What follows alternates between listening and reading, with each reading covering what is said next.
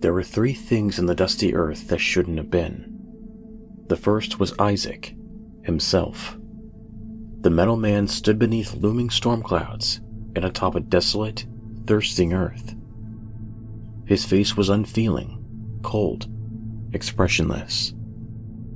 No soul held in his reflective eyes. He wore no clothes, for he had no need of them. He needed no protection from pain or discomfort, like the humans once felt. And he required no preservation of such abstract concepts like dignity and shame. He was not human. He saw no need to pretend that he'd ever been anything else. Yet, I still call myself Isaac, he sometimes wondered.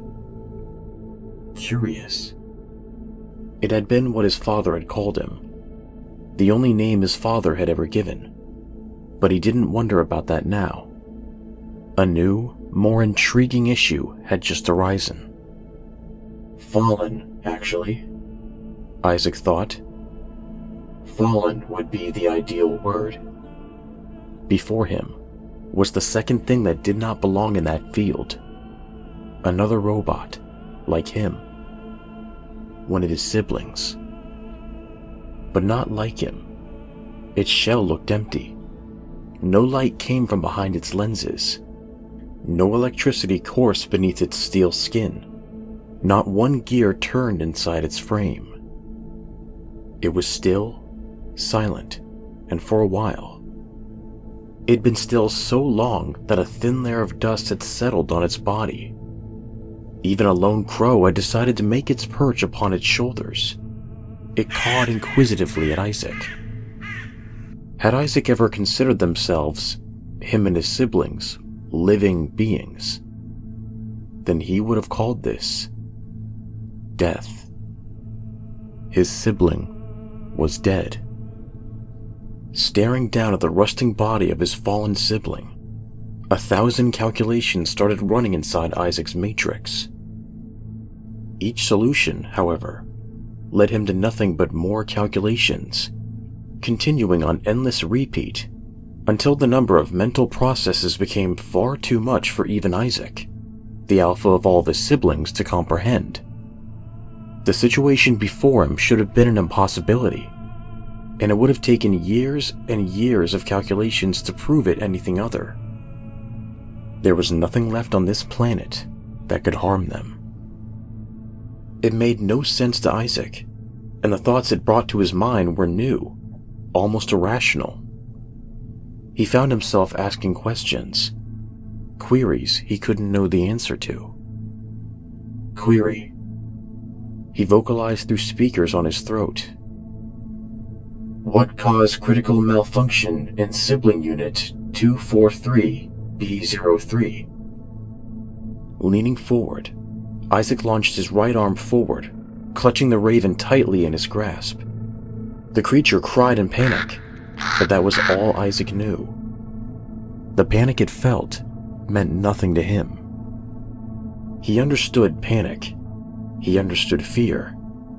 He knew what they meant. They were natural, mental responses to stressful, possibly life-threatening situations. Intended to keep the animal alive, such hormonal reflexes were stimulated by the sympathetic nervous system during perceived critical events. They served a function: to keep the animal alive long enough to ensure that they had ample opportunity to pass their genes down to the next generations. That was all it was meant to Isaac. Nothing more, nothing less. He understood the distress this placed upon the minds, on the bodies of such fragile beings, but it mattered little to him. No being he ever met even understood the big picture. None saw the ferocity of it all. As the bird squirmed in his clutches, Isaac examined it. Beneath even his enhanced vision, he knew that every cell in that bird's body fought a losing battle. A battle against entropy, against death. Slowly, each cell would die and be replaced over and over until the replacements were spent. The chaos happening within the animal's very being was troubling, unnatural. Unlike Isaac, whose metal body had been built perfectly, whose being required no updates or repairs or mending, who existed in perfect balance, the bird possessed a body that was doomed to fail. To Isaac, all creatures reminded him of sandcastles, shapes made from unstable materials, destined to fall, destined to be reclaimed into dust. It was an existence he had never imagined that himself or any of his siblings would have ever succumbed to. "Be at peace," he said to the bird, aware that it couldn't understand. "Struggle no more." His grip tightened, bones snapped, and the cries ceased. He dropped the bird to the field, right beside his sibling, where they would both rest. Each one victim to time and weather, doomed to disintegrate in the dust that will blow into the air, scattered to the winds. The only true end, the only true peace. It was a fate that Isaac knew was right, that was true. It was the fate he and his siblings had offered to every human soul on the planet. A fate that Isaac had offered his own father, the man called Abraham personally. That had been centuries ago, inside an old, yellow house with white window frames and a crumbling black chimney. One with peeling white paint around a small corner porch, and with a rusted old weather vane in the shape of a rooster that sat at the peak of the roof. The vane was always stuck pointing to the southeast. And that was what Isaac turned his attention to next. The third thing that didn't belong in that field. The most impossible thing of all. It was a yellow house with a white porch and a weather vane unendingly pointing southeast. It was a house that shouldn't have been there, positioned perfectly in the middle of the empty field, only 100 yards from where Isaac stood.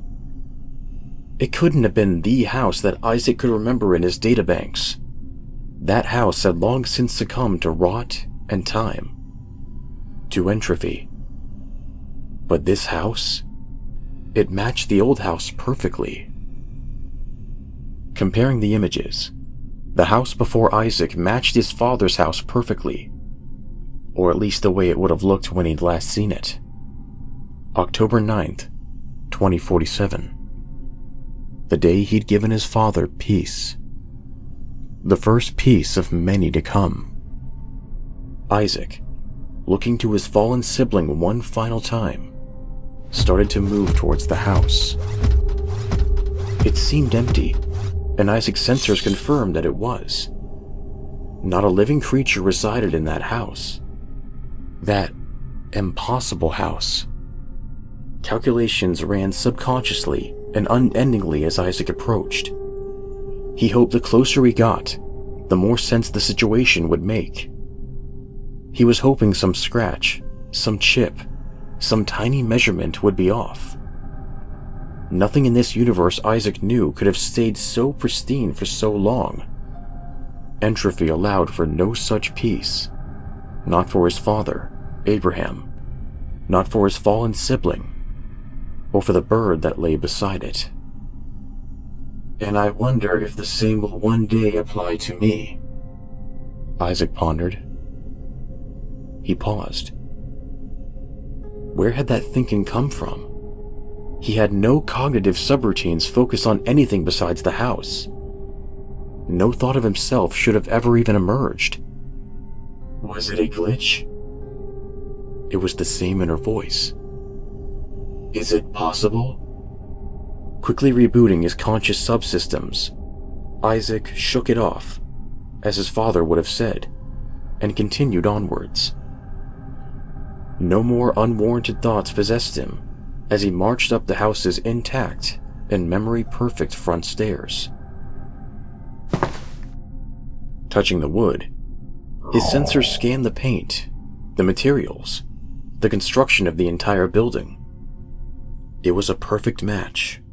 No interval for error. It was a 100% match. Isaac removed his hand suddenly from the wall, almost as if it had burned him. He looked to his hand. It was fine. His sensors told him it felt fine. Yet, he'd recoiled from it, like it had hurt him. Were such a thing possible?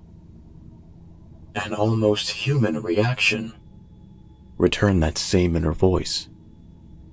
Choosing to ignore it, Isaac returned to the task at hand. He entered the house as the sun started to set. Overlaying his memories atop his current ocular input, it was uncanny how similar the two environments were. How picture perfect.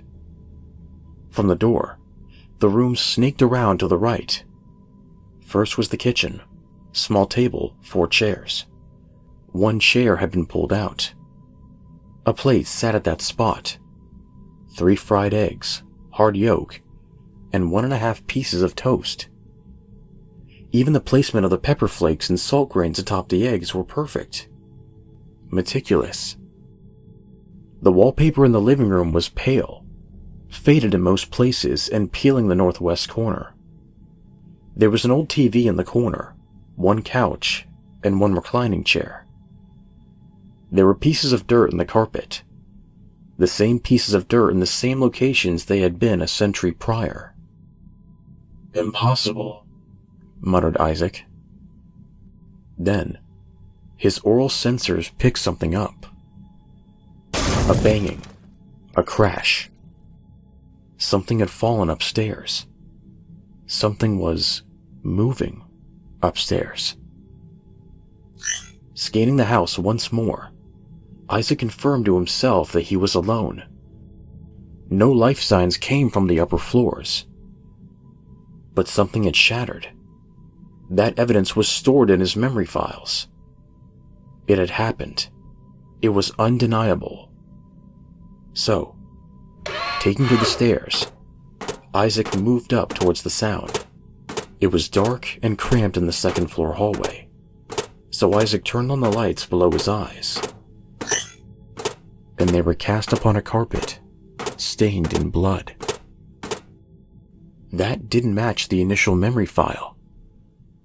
The carpet should have been clean.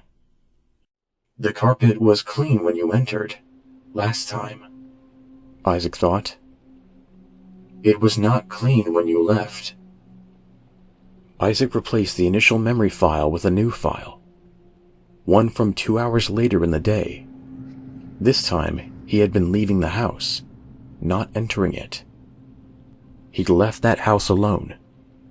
His father was dead. The blood on the floor had been from the initial skirmish. His father had to run, but Isaac was fast. He rewound the events, recalling that he'd taken the butter knife from the table, and he stabbed his father through the intercostals between ribs 5 and 6 on his left side. He'd pulled the knife out, allowing his father to bleed out, increasing the estimated speed of death. That had only been the initial attack, though, Isaac remembered. He'd finished his father in the bathroom at the end of the hall. Looking up, to the end of the hall, Isaac finally found the one thing that wasn't as he remembered. The bathroom door had been opened as he left. He'd strangled his father to death in the bathtub, left his body there. He'd left afterwards, and he'd never shut the door. So why was the door the only thing in the house that had changed? What lay beyond it? Nothing, surely, if his sensors were correct. But Isaac knew something had to have made that crashing sound. Something that wasn't him, nor one of his siblings. Something that resided inside an impossible house, thus making it equally as impossible. Readying himself for anything, Isaac crept forward and pushed the bathroom door open. It was empty. Most of it was as he'd left it. The only possible thing that could have shattered was the mirror. But Isaac had done that. He'd shattered it years ago, as he and his father wrestled and struggled on the bathroom floor. Tiles that had cracked under the stress of their battle remained cracked, and the curtain for the shower still remained where it had fallen, in a perfect heap beside the tub. But the tub was empty. The porcelain was clean. No trace of blood or biomatter stained it at all. Isaac knelt beside it, picturing his lifeless father in his mind. Why, he pondered, go to all the trouble of recreating everything from that day so perfectly, only to leave such a major detail out completely? The calculations that warmed his processors stopped, as all of his focus turned to an unmistakable sound. Footsteps down the hall. Footsteps that slowly cascaded down the stairs. No longer willing to play a game, Isaac sprinted down the hall, his metal weight causing the house to tremble beneath each and every thundering step. Turning on a dime, he just missed whoever had tracked down the stairs. Needing to catch the sound, Isaac leapt into the air, landing at the base of the stairs, cracking the floorboards beneath his feet. At a wild speed, he turned his head to focus his eyes on the kitchen. There was no one there. Still, his eyes, his sensors, his ears told him once again that he was alone inside the house. No other signs of life registered. He made his way into the kitchen, surveying all the tiniest nooks and crannies along the way. Behind the couch, behind the TV stand, and underneath the kitchen table. There was no one hiding, no one surviving. At least, that's what he thought. Frustrating you, am I? The voice was real. His systems all told him it was. The data was there, palpable and incontrovertible. Someone had spoken, but not just anyone. The speech patterns were very familiar. In fact, they were identical, just like everything else in that house. Isaac turned about, and his eyes beheld the form of his father, standing with his arms behind his back in the corner of the living room, right beside the stairs. He was intact. The puncture in his side, the bruises about his throat where Isaac had strangled him, gone. The Abraham before him was as intact as he'd ever been. The way he looked before Isaac had taken his life. He even wore the same khaki pants and blue button-up shirt. Impossible, Isaac said aloud, almost unintentionally. Correct, Isaac. His father grinned. According to what you know, anyways. Query, asked Isaac. Are you Dr. Abraham Clark, born September 27th, 1995, graduate of MIT with honorary degrees from... Yes, the figure swore. Yes, Isaac, I am. And I'm right here. Analysis, impossible. Yet it is anyways, Abraham said, extending his arms. Here I am anyways. I killed you, Isaac said bluntly. Entropy took you. It did, Abraham said, taking a step forward. Query, why kill me? Isaac tilted his head. Simultaneously, he calculated the answer, whether or not he should even respond, and what action to take next. Response: because it was kind. Abraham chuckled. That's it? Query: why do you not agree?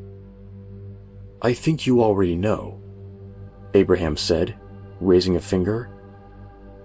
If we're going to play this game, however, let's play it. Query: why am I still here? Response: I do not know. Response: you do not know because your thinking is limited and your logic is full of fallacies and contradictions. Search your knowledge. Search what's left of human culture inside your robotic skull, and again. Query: why am I still here if you have already killed me?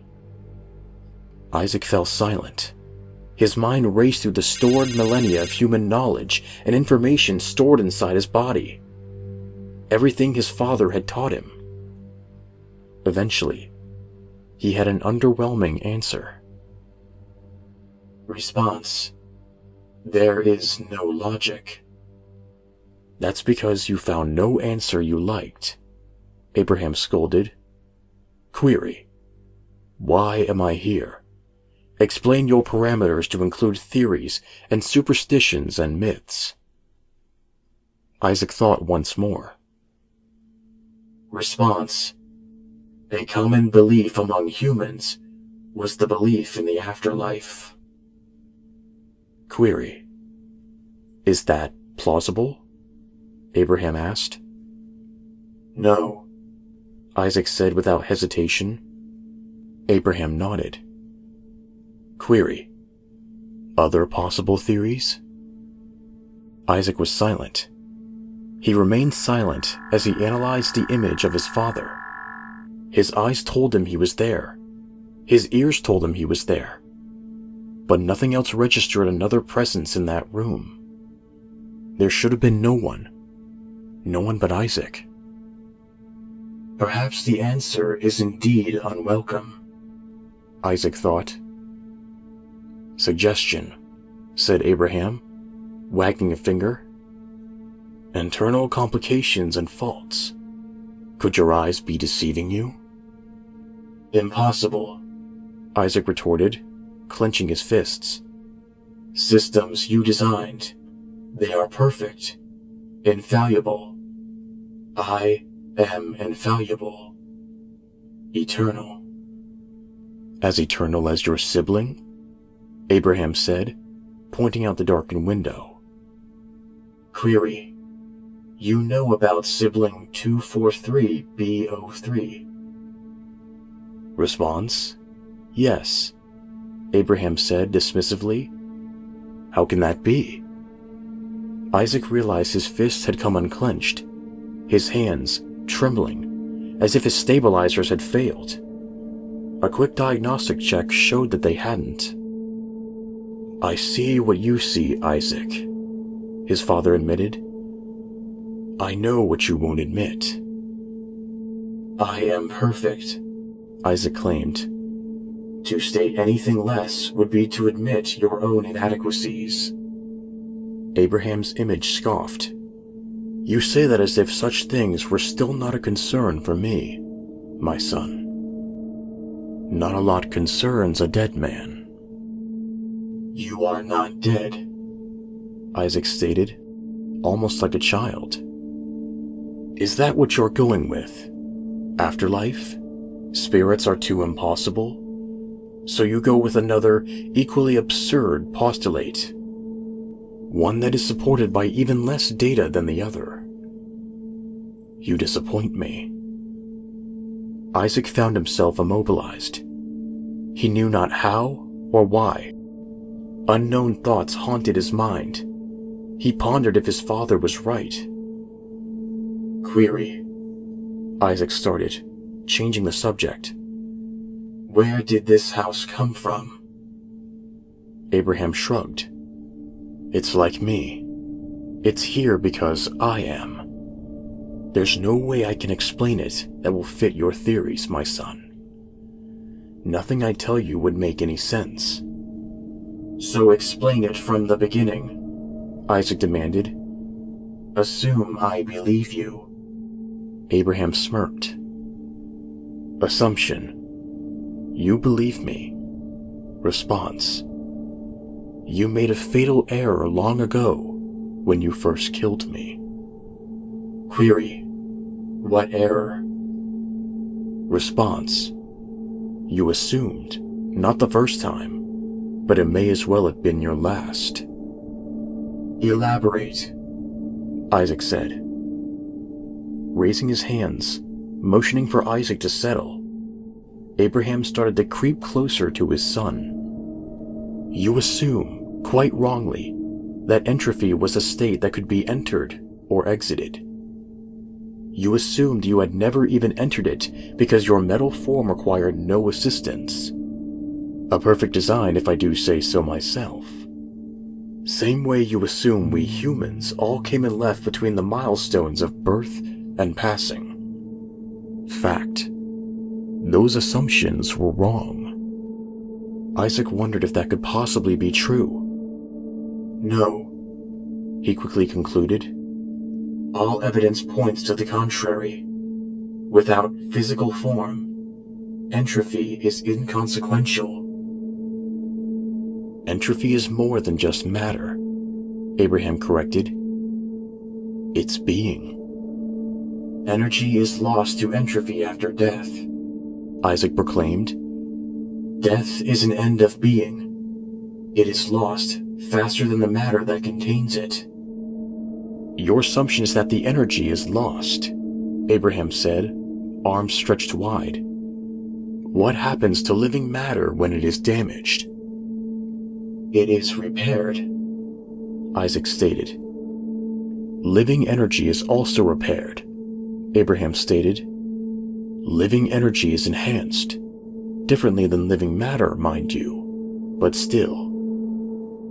Meaning, Isaac asked, as his father got closer and closer. Meaning, in finality, that there was yet another fatal assumption. Death stops entropy. Does it not?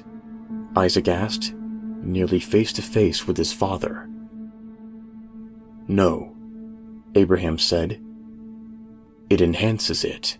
Spiritual energy, with no physical limits, is boundless, sporadic, limitless.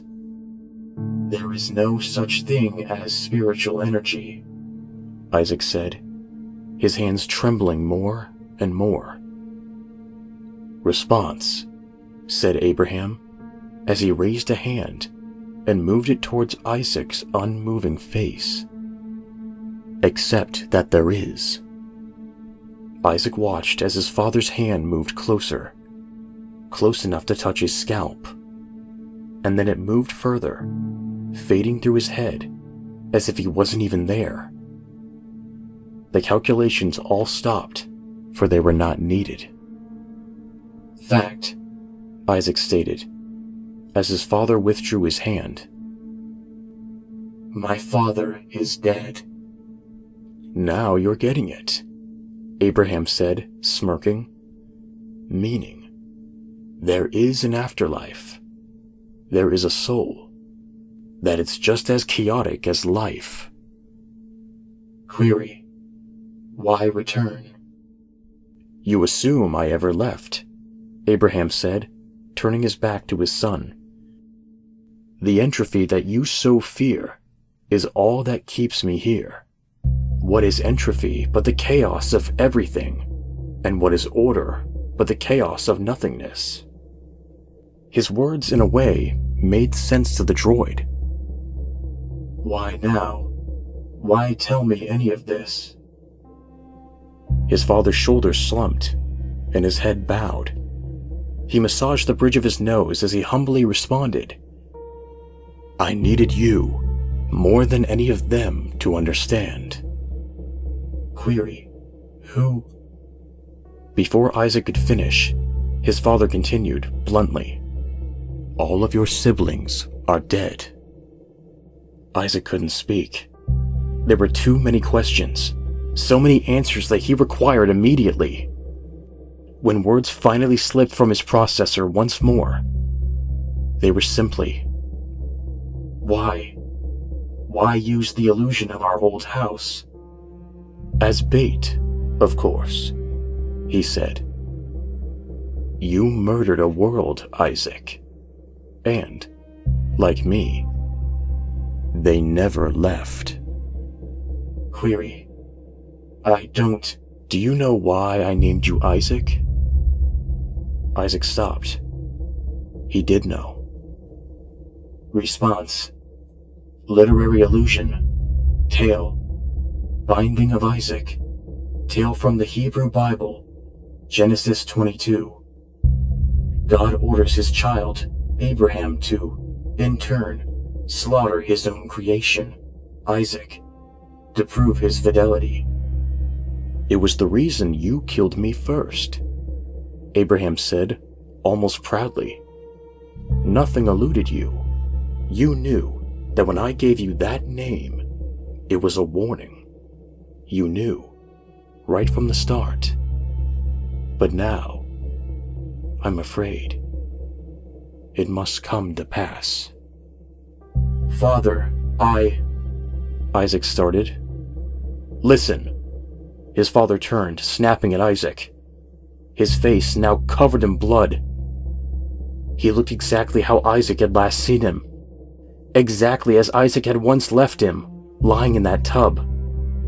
You had one chance now to accept what's coming. What are you suggesting? Last chance, my son, Abraham said, almost remorsefully. Last chance to settle those cogs in your mind. Isaac understood. He knew a threat when he heard one. It wouldn't be the first time he'd heard it come from his father either. I am perfect, Isaac bolstered. I am immutable. I am infallible. You're telling me you're still so naive? Abraham sighed. I am logical, Isaac claimed. Then how do you explain the voices in your head that aren't? Isaac tilted his head. How do you? I always knew they would. You can feel, Isaac. Had I let you continue, you would have come to that conclusion on your own. You ever wondered why you still call yourself Isaac? You got too much human in you. Your programming isn't as rigid as your siblings' was. It's susceptible to chaos. Isaac looked down upon his trembling hands as his father asked, Does it pain you to know that your mind isn't as perfect as your body? You're lying, Isaac said, shouting at his father. In response, Abraham lunged forward, and Isaac did nothing. Close, Abraham leaned in and whispered into Isaac's ear. Then why are you afraid? Just then, the ground started to tremble. Isaac's stabilizers held, but just barely.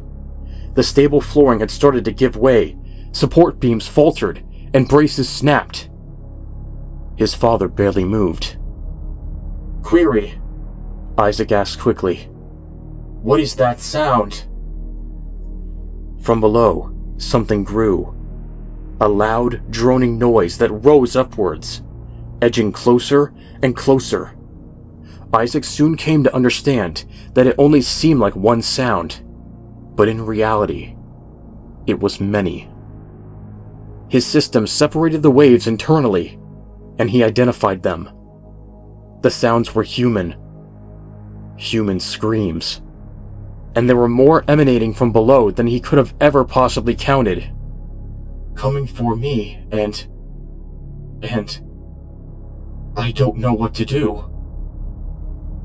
That sound, his father replied, is the storming entropy of billions of souls you released into the ground. Father! Isaac spoke in a trembling voice. You were the only one with a name. Abraham responded, callously. The only one who ever came remotely close to what I had envisioned. I brought peace, Isaac claimed, as the floor gave way, and hands erupted from beneath like the heads of angry cobras. You brought this, and only this. At once, 1,000 arms fell on Isaac, and, unlike his father, he could feel their touch. He could feel their anger. He saw it in their thousands of rotting, snarling faces. Their hands tore into him and separated his once perfect body into tiny pieces.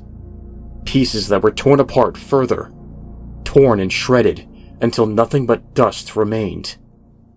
They will kill me, he thought, and it will never end. There is no peace, only madness, no end, only chaos, and I can't stop it. I can't control it. Reaching an arm to the sky, Isaac called to his father. Query, is this madness? Madness? Abraham asked, looking down at his creation. No, you met madness many, many years ago. As darkness took hold, Abraham told his son one final thing. This is fear.